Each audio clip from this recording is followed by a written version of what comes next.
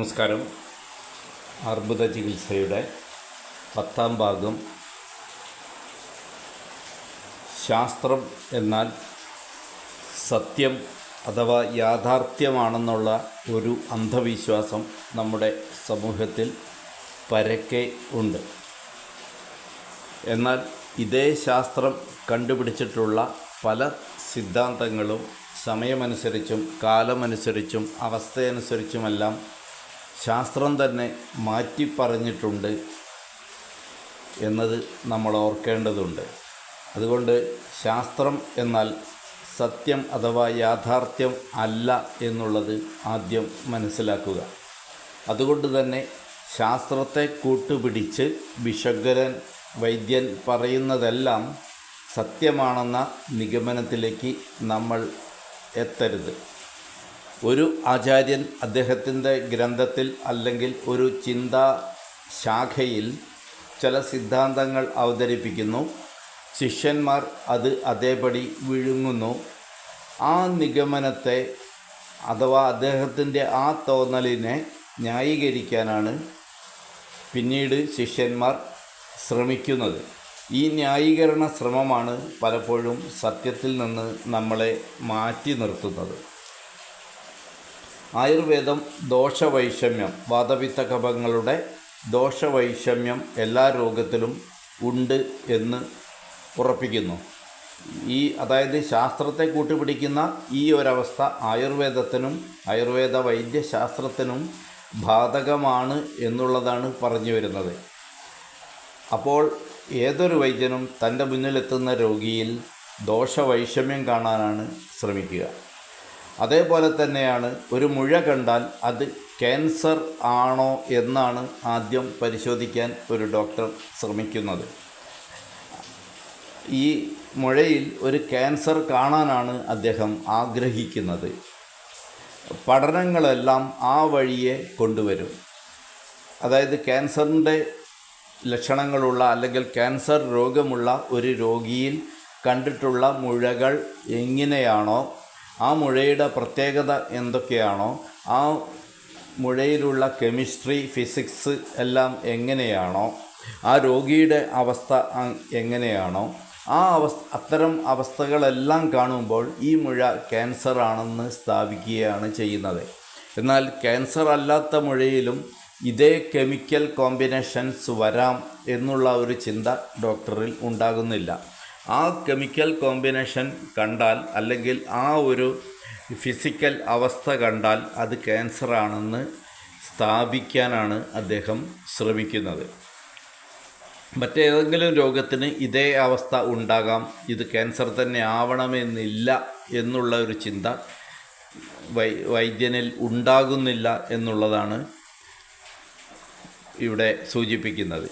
അതുകൊണ്ട് തന്നെ വിശേഷണ ദൈവികതയുള്ളവനാണ് വൈദ്യൻ എന്നുള്ള പ്രയോഗം ഇത്തരം ആളുകൾക്ക് അനുയോജ്യമല്ല എന്നുള്ളതാണ് സൂചിപ്പിക്കാൻ ആഗ്രഹിക്കുന്നത്.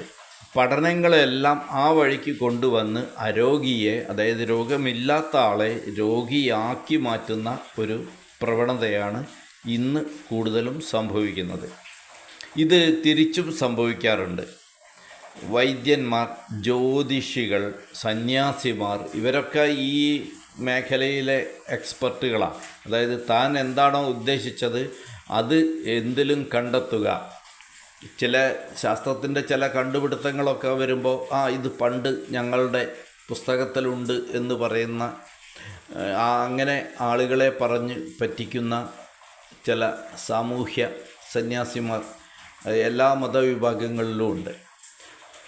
ലാബ് റിപ്പോർട്ട് പറയുന്നത് ഒന്ന്, പക്ഷേ വൈദ്യന് മറ്റൊരു തോന്നൽ വരാം, ആ റിപ്പോർട്ട് ശരിയല്ല, ഇത് ഇങ്ങനെ ആയിക്കൂടെ എന്ന് പലരും ചിന്തിക്കാറുണ്ട്. ആ വഴിക്ക് ചിന്തിച്ചപ്പോൾ രോഗം മാറുന്നുമുണ്ട്. ഇവിടെ വൈദ്യൻ്റെ മനസ്സിലാണ് ആ ഒരു വൈദ്യശാസ്ത്രം മുള പൊട്ടിയത്. അയാൾ പഠിച്ച ശാസ്ത്രത്തിലല്ല അയാൾ മരുന്ന് കണ്ടെത്താൻ സാധിച്ചത്. അയാളുടെ മനസ്സിൽ, അയാളുടെ ചേതനയിൽ, അയാളുടെ ധ്യാനത്തിലാണ് ഒരു മരുന്ന് ഉണ്ടായത്. അത് അദ്ദേഹത്തിന് പ്രകൃതിയുമായിട്ടുള്ള അല്ലെങ്കിൽ ഈ സ്പിരിച്വൽ കണക്ഷൻ എന്നെല്ലാം പറയുന്നത് അതിനെയാണ്. എല്ലാ അറിവുകളിലും ഒരന്ധത ഉണ്ട്. ഒരു മെഷീൻ കാണുന്നു, അത് പ്രവർത്തിക്കുന്നില്ല, എത്ര നോക്കിയിട്ടും അത് സ്റ്റാർട്ടായി കിട്ടുന്നില്ല. പലരും അതിനെ വന്നിട്ട് ഒരുപാട് തരത്തിൽ കാണുന്നു, പല പരീക്ഷണങ്ങളും അതിൽ നടത്തുന്നു. പണ്ട് ഇന്നസെൻ്റ് സിനിമയിൽ ചെയ്തതുപോലെ അവസാനം ആണ് പെട്രോൾ ടാങ്ക് എടുത്തു നോക്കുന്നത്. അപ്പോൾ പെട്രോൾ ഇല്ല എന്ന് ഒരാൾ കാണുന്നു. ഒരാൾ ആ ജനക്കൂട്ടത്തിൽ നിന്ന് വരുന്ന ഒരാൾ അതിൽ ആദ്യം പരിശോധിക്കാൻ അയാൾക്ക് തോന്നുന്നത് അതാണ്. അത് അയാളുടെ ഉള്ളിലുണ്ടാകുന്ന ഒരു തോന്നലാണ്. അയാളൊരു മെക്കാനിക്കേ ആവണമെന്നില്ല. പലരും ഒരു വസ്തുവിനെ പലതരത്തിൽ കാണുന്നു എന്നുള്ളതാണ് പ്രപഞ്ചത്തിൻ്റെ ഒരു പ്രത്യേകത. അത് മതമായാലും രാഷ്ട്രീയമായാലും ഇവിടെ നടക്കുന്ന മറ്റ് സംഭവങ്ങളായാലും നമ്മളെല്ലാം ഒരു വസ്തുവിനെ പലതരത്തിലാണ് കാണുന്നത്, കേൾക്കുന്നത്, അറിയുന്നത്, സ്പർശിക്കുന്നത്. ഈ ഒരു പ്രപഞ്ച സത്യം നമ്മൾ രോഗചികിത്സയിലും മനസ്സിലാക്കേണ്ടതുണ്ട്. അപ്പോൾ എല്ലാ ലക്ഷണങ്ങളും ഒത്തുവന്നാൽ പോലും ഒരു രോഗം ക്യാൻസറാണെന്ന് പറയണമെങ്കിൽ കൂടുതൽ തൻ്റെ ചേതനയെ, മനസ്സിനെ, തൻ്റെ സ്പിരിറ്റിനെ ആശ്രയിക്കേണ്ടിയിരിക്കുന്നു എന്നുള്ളത് കൂടി നമ്മൾ മനസ്സിൽ വയ്ക്കണം. അപ്പോൾ ലാബ് റിപ്പോർട്ടിൽ കണ്ടിട്ടുള്ള അറിവുകൾ വെച്ച് ഒരു രോഗം ക്യാൻസറാണെന്ന് ഉറപ്പിക്കുകയും അതിനെ ചികിത്സിക്കുകയും ചെയ്യുന്നത് ഒരു രോഗിയെയും അയാളുടെ കുടുംബത്തെയും ഒരുപക്ഷെ അയാളെ ചുറ്റിപ്പറ്റി ജീവിക്കുന്ന ഒരു സമൂഹത്തെയും നശിപ്പിക്കുക കൂടിയാണ് എന്നുള്ളത് നമ്മൾ മനസ്സിലാക്കുക. ഈ ഒരാളെപ്പറ്റി പലതരം അഭിപ്രായങ്ങൾ ഉണ്ടാകുന്നത് പോലെ തന്നെയാണ് ഒരു മുഴയെപ്പറ്റി പല മുൻധാരണകൾ, നമ്മളിലുള്ള പഴയ അനുഭവങ്ങൾ, നമ്മുടെ ചിന്തയുടെ പരിമിതി. അതായത് ഗുരുനാഥൻ അല്ലെങ്കിൽ പുസ്തകത്തിൽ എന്താണോ പറഞ്ഞിട്ടുള്ളത് അത് അതേപടി ചെയ്യുക എന്നുള്ള ഒരു പരിമിതിയിൽ മനസ്സ് നിൽക്കുകയാണെങ്കിൽ അവിടെ ആ ചികിത്സ മാത്രമേ അദ്ദേഹത്തിന് കിട്ടുകയുള്ളൂ. അങ്ങനെ ഇത് കാണുന്ന സമയത്തെ വൈദ്യൻ്റെ മാനസികാവസ്ഥ, അയാൾ ക്ഷോഭിച്ചിരിക്കുകയാണെങ്കിൽ ഒരു മരുന്നായിരിക്കും തോന്നുക. അയാൾ സന്തോഷവാനായിരിക്കുന്ന സമയത്താണ് അയാൾക്കത് തോന്നുന്നതെങ്കിൽ മറ്റൊരു മരുന്ന് തോന്നാം. വന്നിട്ടുള്ള രോഗി തൻ്റെ പ്രിയപ്പെട്ട ആരെങ്കിലുമാണെങ്കിൽ അത് വേറൊരു രീതിയിലുള്ള ചികിത്സ ആയിരിക്കാം അദ്ദേഹത്തിന് കിട്ടുക. ഇങ്ങനെ കാണുന്ന സമയത്തെ വൈദ്യൻ്റെയും രോഗിയുടെയും മാനസികാവസ്ഥ ഇവയെല്ലാം നമ്മുടെ ചികിത്സയെ സ്വാധീനിക്കുന്നുണ്ട് എന്ന് എടുത്തു പറയുന്നു. ഒരു യന്ത്രം അതിൽ ചേർത്ത് വെച്ച ഒരു സോഫ്റ്റ്വെയർ അനുസരിച്ച് മാത്രമേ അതിൻ്റെ ഔട്ട്പുട്ട് തരികയുള്ളൂ. അതുകൊണ്ട് തന്നെയാണ് നമുക്ക് ഷുഗർ പരിശോധിക്കുമ്പോഴും ഒരസ്വസ്ഥതയും ഇല്ലാത്ത പലർക്കും ഷുഗർ ഉണ്ടെന്നും അവർക്ക് ഇന്ന മരുന്ന് വേണമെന്നുമൊക്കെ യന്ത്രങ്ങൾ നിർദ്ദേശിക്കുന്ന ഒരവസ്ഥ. ഇപ്പോൾ AI വന്നതുകൊണ്ട് പ്രത്യേകിച്ചും അത്തരം ചികിത്സകളാണ് ഇനി കൂടുതലായും ഉണ്ടാകുക. അതായത് മനുഷ്യൻ്റെ കഴിവുകളെ, മനുഷ്യ ചേതനയുടെ പ്രാധാന്യം കുറഞ്ഞു വന്ന് അവയെല്ലാം മനുഷ്യൻ തന്നെ ഉണ്ടാക്കിയിട്ടുള്ള യന്ത്രങ്ങൾ ഏറ്റെടുത്ത് അവർ നമ്മളെ നിയന്ത്രിക്കുന്ന രീതിയിലേക്ക്, നമ്മുടെ ആയുസ്സും ആരോഗ്യവുമൊക്കെ യന്ത്രങ്ങൾ തീരുമാനിക്കുന്ന രീതിയിലേക്ക് കാര്യങ്ങൾ വളരുകയാണ് എന്നുള്ളതാണ് ലോകം നേരിടാൻ പോകുന്ന വലിയ ഒരു വിപത്ത് എന്ന് പറയട്ടെ. നമ്മൾ ശേഖരിച്ചു വെച്ച അറിവുകളെ ആഗമം എന്ന് പറയും. ഇവ ഉപയോഗിച്ചാണ് ഒരു ഡോക്ടർ അല്ലെങ്കിൽ ഒരു യന്ത്രം ഒരു രോഗിയെ പരിശോധിക്കുന്നത്. അതിൽ ശേഖരിച്ചു വെച്ചിട്ടുള്ള ഒരറിവുണ്ട്.